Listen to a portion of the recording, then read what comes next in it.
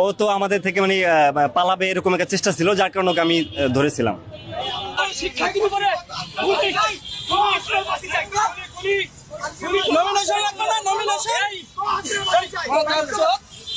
ঢাকা মহানগর পূর্ব ছাত্র দলের সাধারণ সম্পাদক আব্দুল হান্নান মজুমদার ভাই আমাকে হঠাৎ ফোন দেয়। উনি বলে ওনার কাছে একটা নিউজ গেছে যে অভিনেতা সিদ্দিকুর রহমান যিনি, উনি তো আওয়ামী লীগের দোসর, এরা সবাই জানে।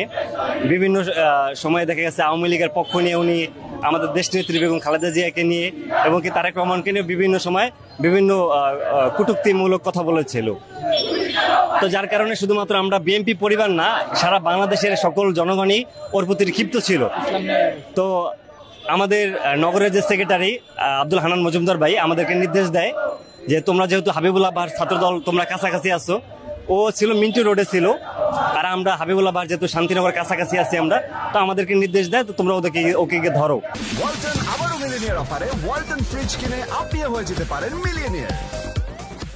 তো আমরা যখন ওখানে যাই, ওখানে গিয়ে দেখি যে ও কিছু লোকদের সাথে কথাবার্তা বলতেছে। তখন আমরা আমাদের উপস্থিতি টের পেয়ে ও ডিবি অফিসে আশ্রয় নেওয়ার জন্য ডিবি অফিসে থেকে মুভ করে। তো না, এই বিষয়টা পুলিশও ফলো করছে। তো কিছু পুলিশও আমাদের সামনে আসছে। আসার পরে আমরা যেহেতু ভাবছি যেহেতু ডিবি অফিস, তাও তো পুলিশ, ঠিক আছে আপনি ডিবি অফিসে যান। তো ডিবিরা